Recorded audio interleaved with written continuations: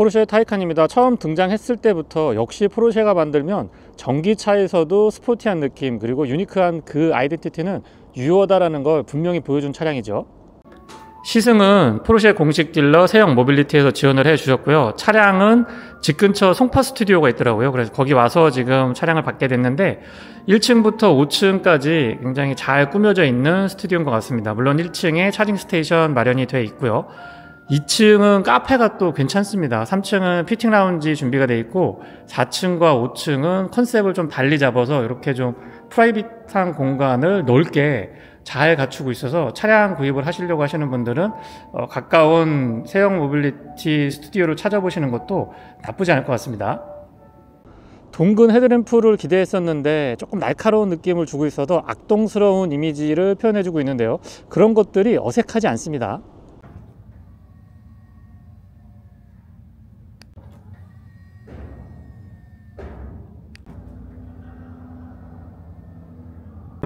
키 언락을 했을 때 바깥쪽도 손잡이에 간접 조명은 없지만 퍼들램프가 길게 퍼지기 때문에 어두운 구석은 없습니다.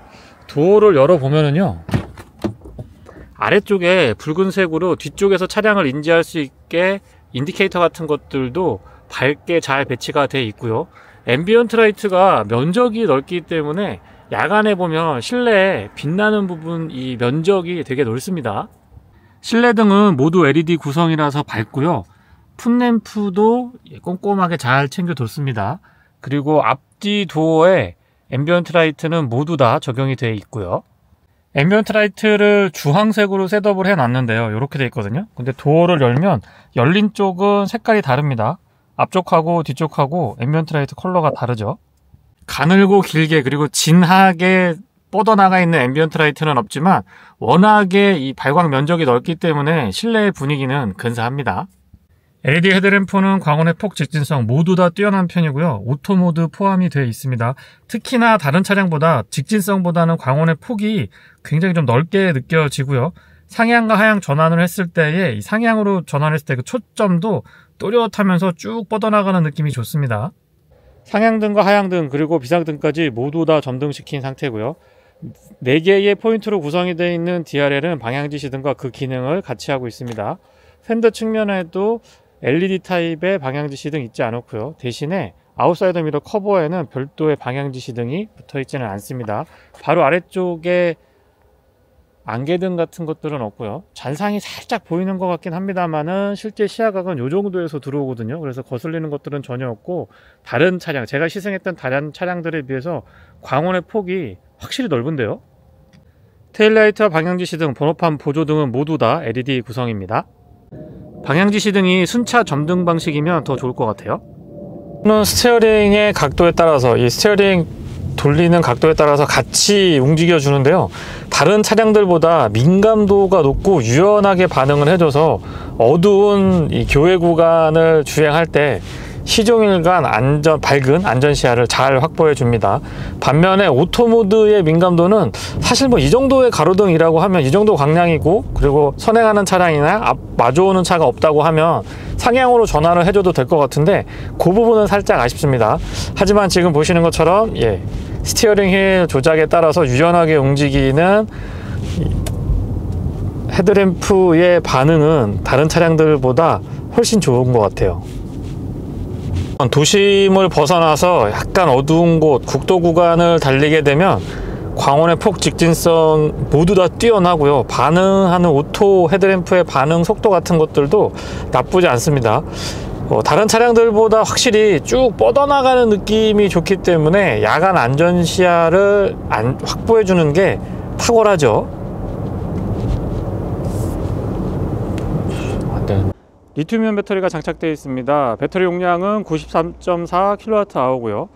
출력은 350kW까지 가능한데 이 부스트업을 했을 때의 얘기고, 마력으로 환산을 해보면 베이스가 380마력, 부스트업을 했을 때 476마력까지 발휘할 수가 있습니다. 토크는 36.4고요.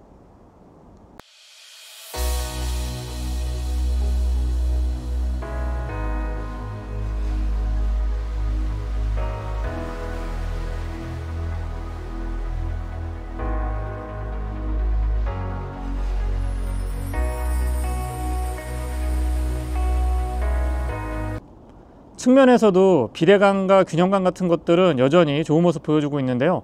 앞뒤 오버행이 짧고 전장에 비해서 휠베이스가 넉넉하다 보니까 측면 뷰도 근사합니다. 휠은 19인치고요. 앞뒤 타이어 사이즈가 다른데요. 앞쪽은 225, 55, 19고 뒤쪽은 275, 45, 19입니다. 지금 윈터 타이어 스펙이라 실제 출고되는 차량하고는 조금 차이가 있을 수 있고요.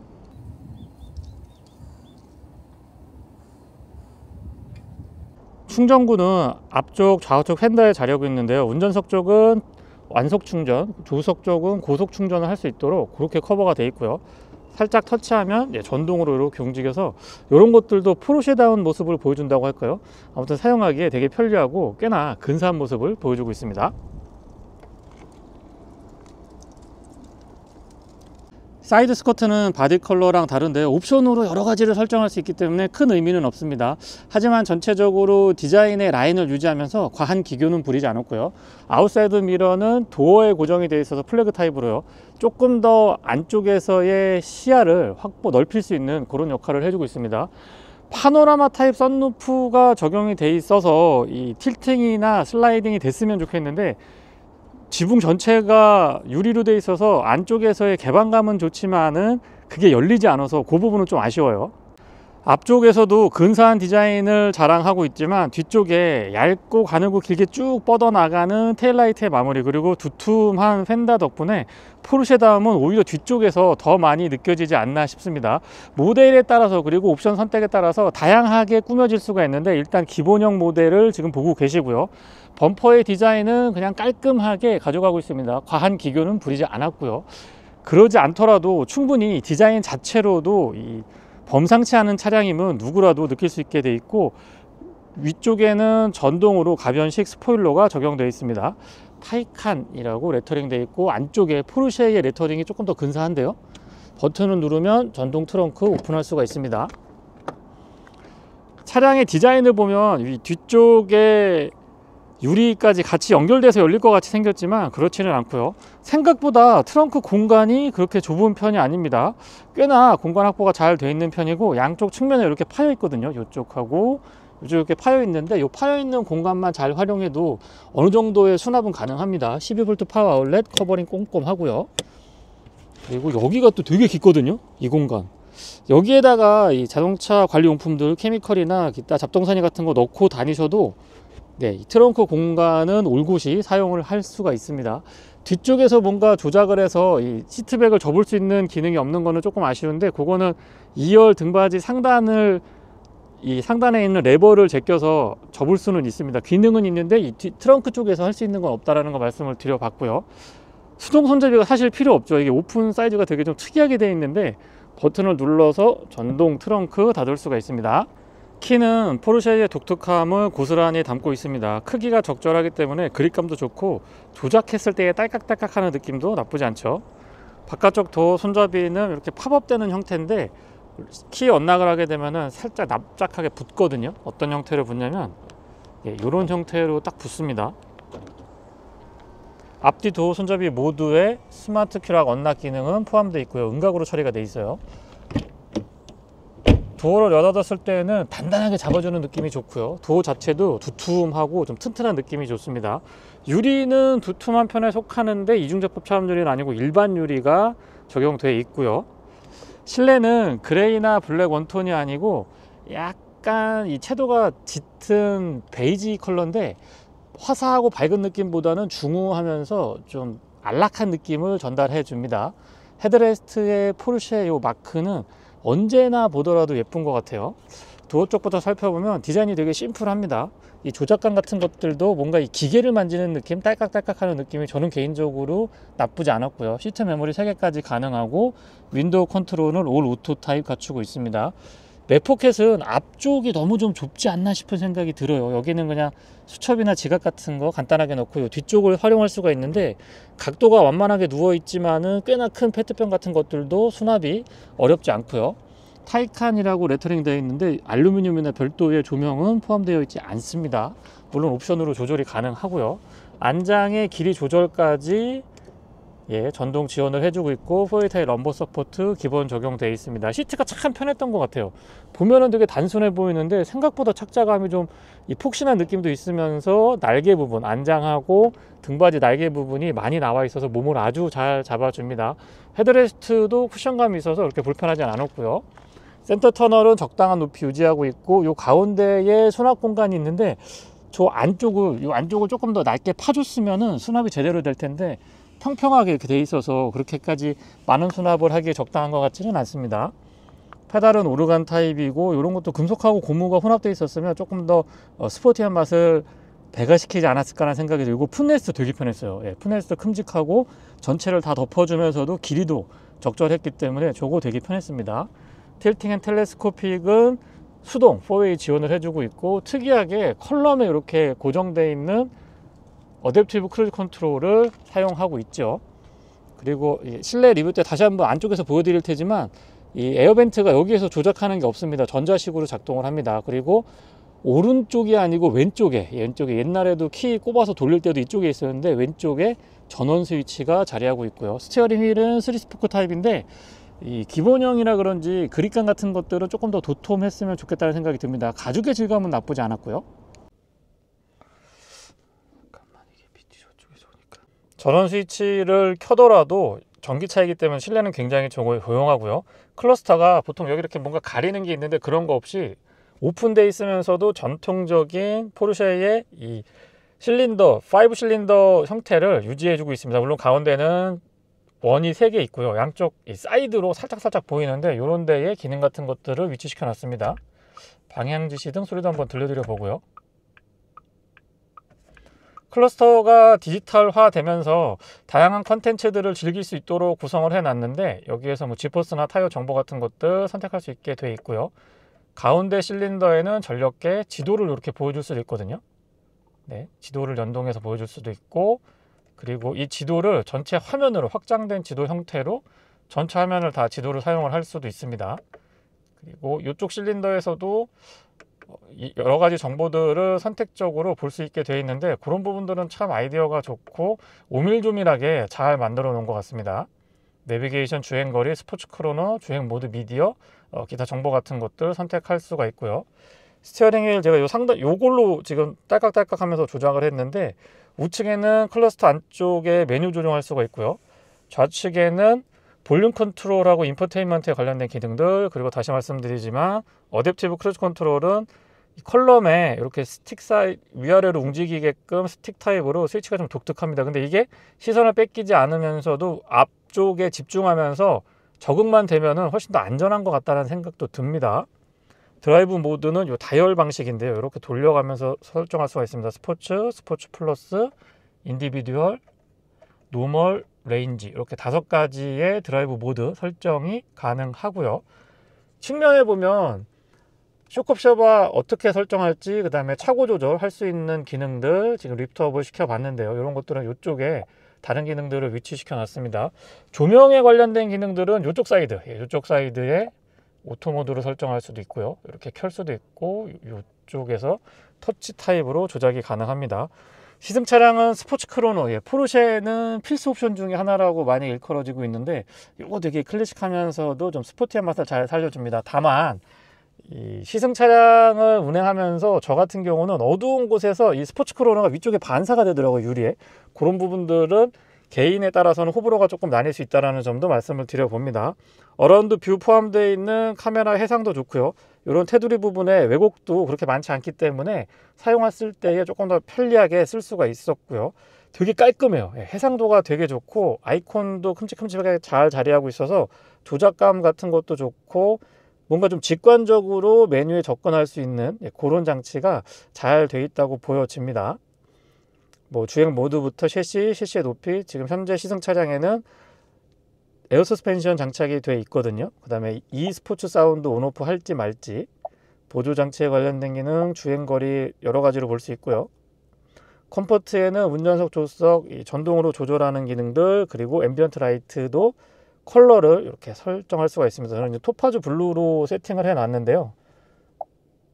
뭐 다크 오렌지나 아니면 파피 레드 같은 것들, 화이트 톤도 잘 어울리는 것 같아요. 저는 다시 토파즈 블루로 바꿔 보겠습니다. 안드로이드 오토 무선으로 연동이 돼서 이런 부분들은 소비자의 사용성을 조금 더 높여주고 있고요. 이 맵이 뭐냐고 자꾸 물어보시는데, 예, T맵이고요. T맵을 위성 버전으로 보면 지금 제가 보시는 것처럼 이런 화면을 볼 수가 있습니다. 가운데에 비상등 스위치 자리하고 있고요. 이 공조장치도 되게 직관적으로 잘 준비가 되어 있고, 열선하고 통풍 시트도 각각 3단으로 조절할 수 있게 되어 있는데, 특이한 게 열선하고 통풍을 동시에 작동시킬 수가 있네요. 이렇게 되면 따뜻하면서 차갑고 차가우면서 따뜻하게 되는 거겠죠. 여기서도 안드로이드 오토 설정이 되고요. 차량의 정보들, 좀 전에 보여드렸던 위쪽에서 컨트롤도 가능하고 이 아래쪽에서도 컨트롤이 됩니다. 그리고 배터리 모양을 누르면 지금 95%에 358km 주행 가능하다고 나오고요. 왼쪽 오른쪽은 DC-AC 충전이 가능하고요. 네.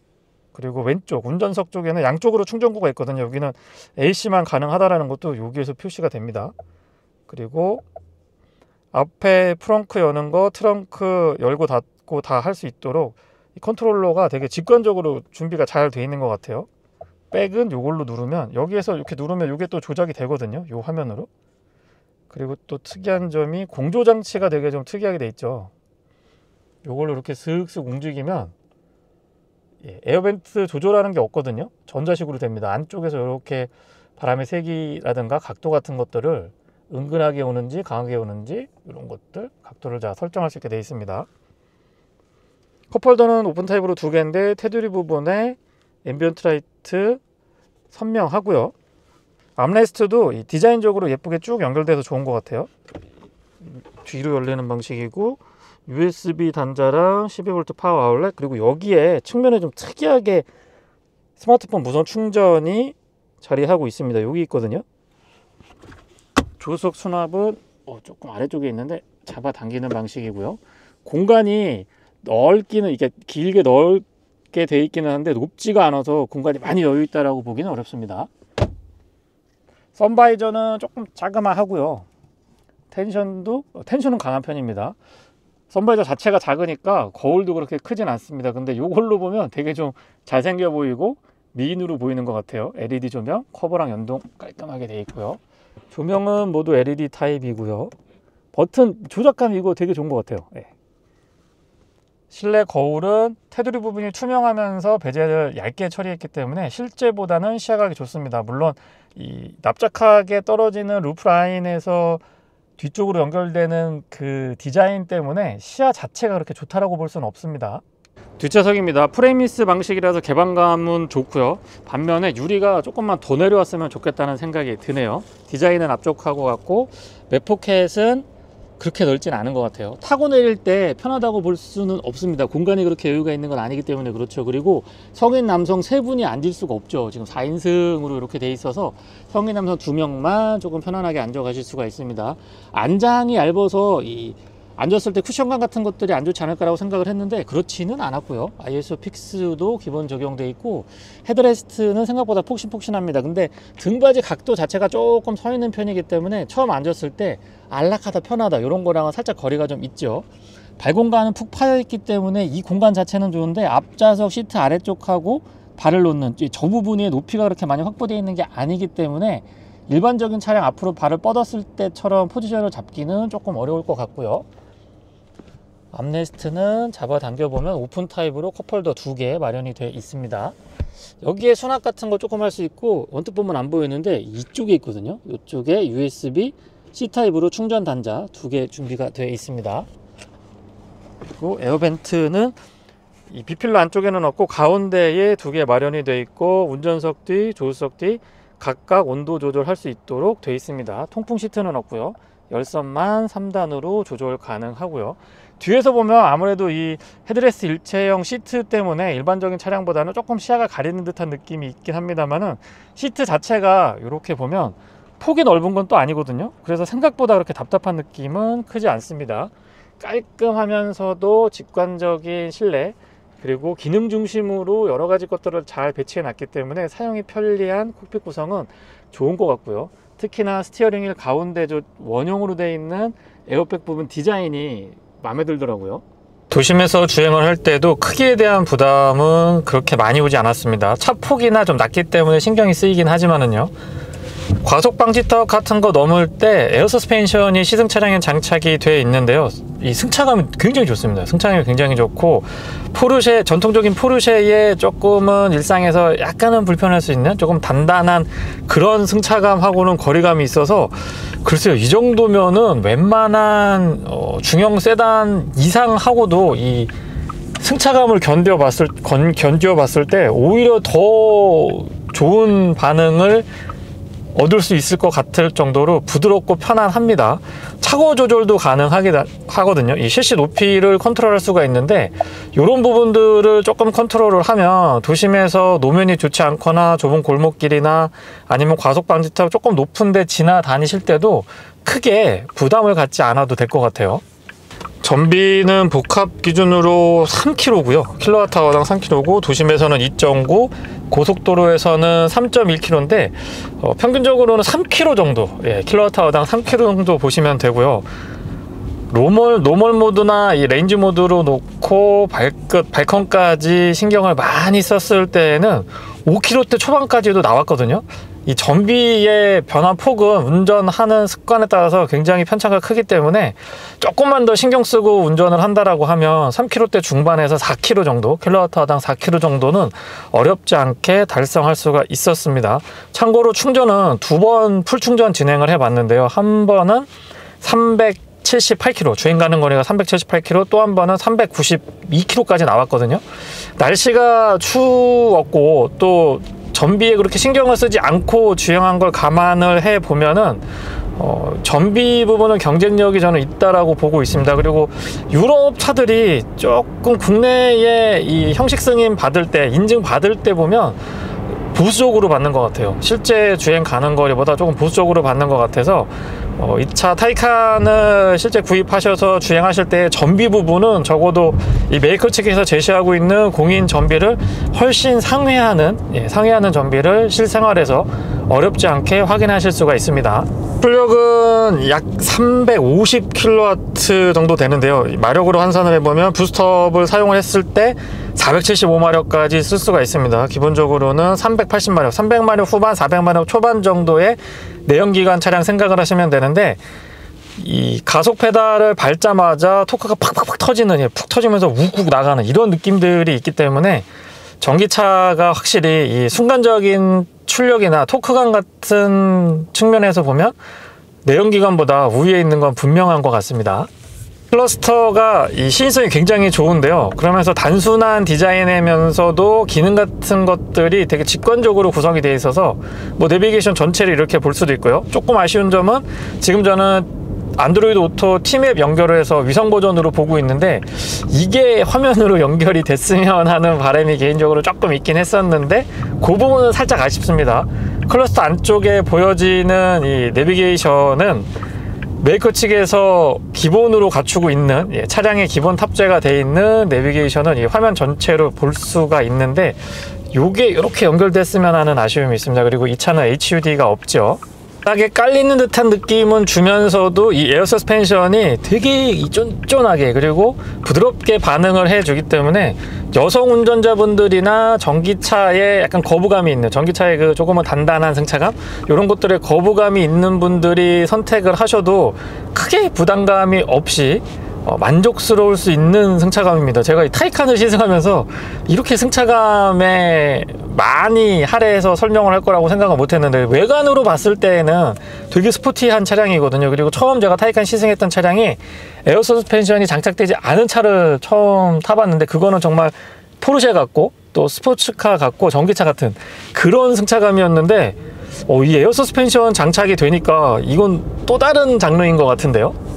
는 레인지, 노멀, 스포츠 플러스, 인디비듀얼 이렇게 5가지로 설정이 되어 있는데, 스포츠 플러스로 전환을 하면 이 사운드 제너레이터를 통해서 인위적인 사운드가 발생을 하는데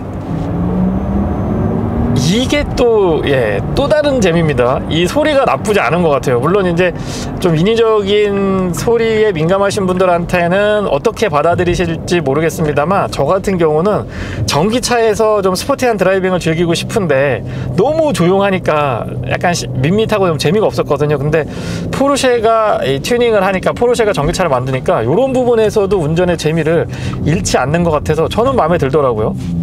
그리고 킥다운 했을 때 이 반응 같은 것들은 언제든지 마음만 먹으면 앞으로 치고 나갈 수 있고 본인이 원하는 만큼 달릴 수 있는 차량이 바로 포르쉐 타이칸이 아닌가 싶습니다.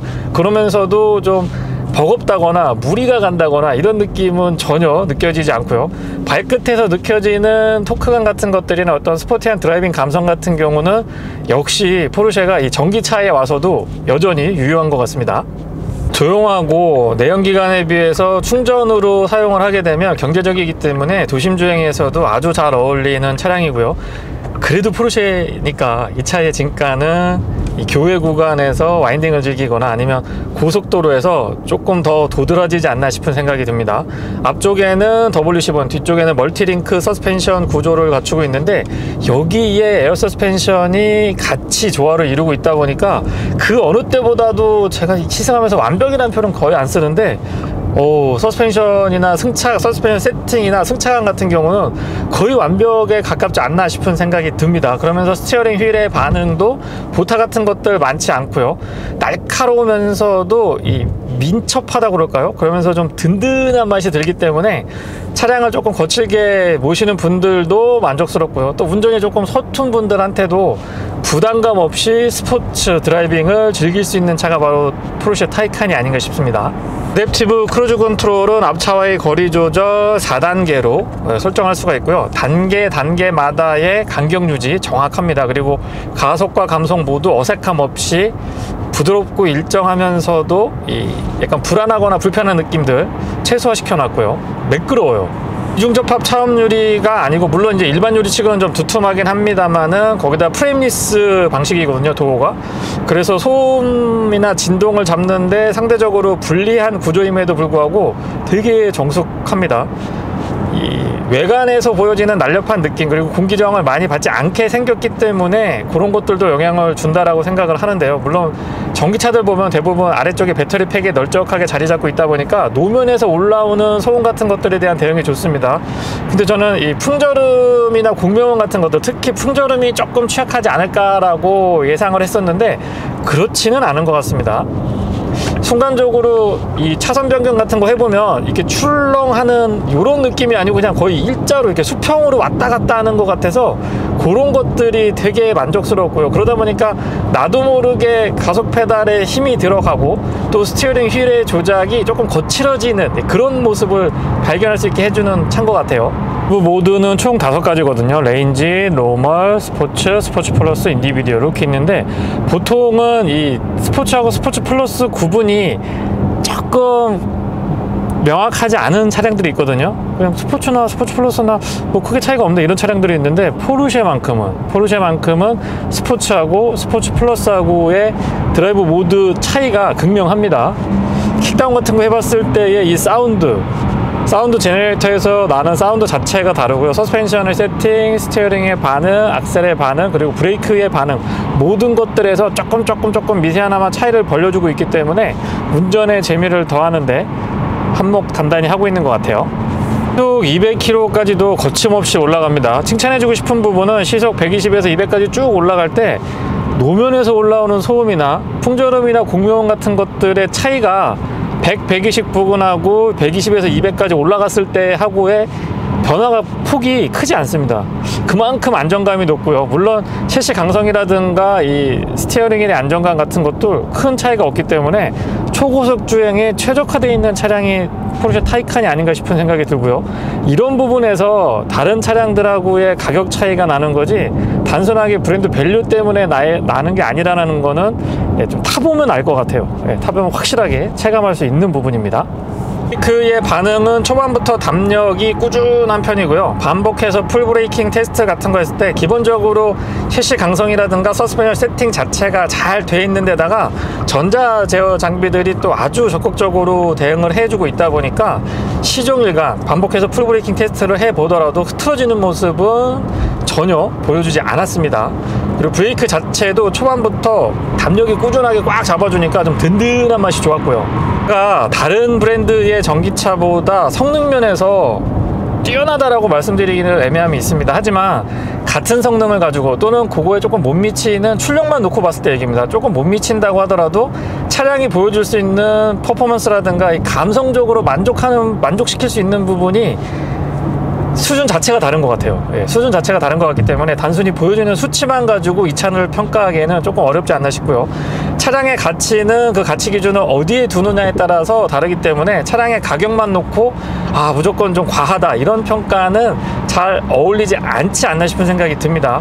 포르쉐라고 하는 브랜드가 주는 어떤 브랜드 밸류, 거기에서 얻을 수 있는 가치나 만족감 같은 것들은 다른 브랜드하고는 확연하게 차이가 나는 브랜드 중에 하나고, 대표적인 어떻게 보면 드림카라고 하는 영역에서의 좋은 포지션을 갖고 있는 브랜드다 보니까 가격 부분을 제가 단점으로 말씀드리기는 조금 어려울 것 같습니다. 이 차는 2023년에 등록한 차량이긴 하거든요. 그래서 1억 2천 중반 정도의 베이스 모델 가격을 갖고 있고, 옵션을 여러 가지 추가했거든요. 뭐 크로노도 있고 통풍 시트 같은 것도 추가했고, 그리고 에어 서스펜션도 추가가 돼 있기 때문에 1억 5,400, 1억 5,500 조금 안 되는 가격으로 제가 기억을 합니다. 근데 저는 이 포르쉐의 브랜드 밸류, 그리고 이 차의 여러 가지에 갖추고 있는 장비들을 감안을 해보면 납득 가능한 수준이라고 보여집니다. 가격 부분에서 말씀을 좀 드려보면은요. 사운드 시스템도 한번 체크해 볼까요?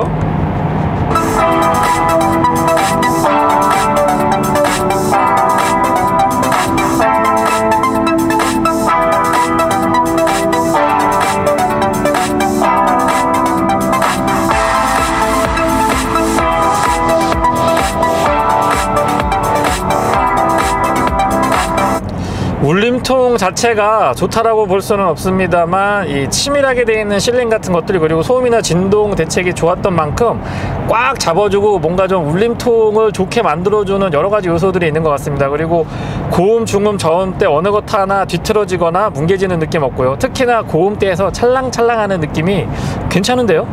쪽은 이 헤드룸 공간의 여유도 있고 시트가 편안하다 보니까, 글쎄요, 이게 스포츠카 브랜드인 포르쉐에서 나왔지만은 스포츠 드라이빙을 즐기면서 어쩔 수 없이 감내해야 되는 승차감 저하 부분이라든가 일상에서의 다소 부담스러운 이 공간의 활용 측면에서 그런 부분들이 없지 않아 있었는데, 이 차에서는 그런 걸 느끼지 못했습니다. 적어도 앞좌석에는요. 하지만 뒷좌석 같은 경우는 승차감 저하가 크다라기보다는 일단 이 매끈하게 루프라인이 매끈하게 딱 뒤로 떨어지니까 상대적으로 헤드룸 공간 여유가 적거든요. 2열에 앉았을 때. 그리고 등받이 각도가 조금 서 있다 보니까 앞좌석과 비교해보면 아무래도 장시간 앉아있으면 앞좌석보다 편하진 않았던 것 같습니다. 코너에서 이 기본적인 스티어는 후륜구동 전형적인 스티어가 느껴지긴 하는데, 그거는 완전히 이 한계치까지 몰아붙여 봤을 때고요. 웬만한 주행 조건에서라고 하면 그립 컨트롤이 되게 미세하게 되기 때문에 안정감 있게 돌아 나갈 수가 있습니다. 그러다 보니까 또 자꾸 가속 페달에 힘이 들어가고 핸들도 좀 과감하게 꺾게 되는 것 같아서, 확실히 이 포르쉐라는 브랜드는 운전자로 하여금 스포티한 드라이빙에 잠재된 어떤 그 욕망을 끌어올려주는 그런 브랜드가 아닌가 싶어요. 도심이나 자동차 전용도로, 그리고 교외 어떤 주행 조건에서라도 잘 어울리고 편안하게 차량을 운행하실 수가 있을 것 같습니다. 그래서 이 차는 여성 운전자분들이 선택을 하셔도 저는 부담이 없을 것 같아요. 일단 승차감이 너무 좋고요. 꼭 에어 서스펜션을 선택하시기를 추천드립니다. 적극적으로요. 그리고 스티어링 휠이 이 그립이 많이 두껍지 않기 때문에 여성 운전자분들이 조작을 할 때 부담감 같은 거, 이 파지했을 때의 그립감 같은 것들에 대해서 익숙하게 적응하실 수가 있을 것 같아요. 그리고 스티어링 휠 돌렸을 때 반응 자체가 또 부들부들하다 보니까 편안하거든요. 지금처럼 노면이 안 좋은 곳에서 롤하고 피칭 같은 것들도 잘 잡아주고요.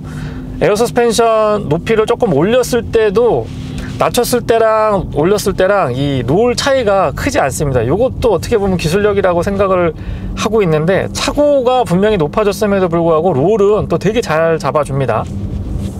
누구나 꿈꾸면서 아무에게나 그 소유가 허락되지 않는 브랜드가 바로 포르쉐가 아닐까 싶은데요. 그만큼 정말 시승하는 내내 놀라움을 숨길 수 없었던 그런 시간으로 기억을 하고요. 특히나 이 에어 서스펜션이 장착되어 있는 차량의 승차감 너무 좋습니다. 지금 스포츠 플러스 모드에서도 어떻게 이런 부드러움이 느껴질 수 있는지, 확실히 포르쉐가 만들면 다르다라는 걸 느낄 수 있는 시간이었었던 것 같습니다.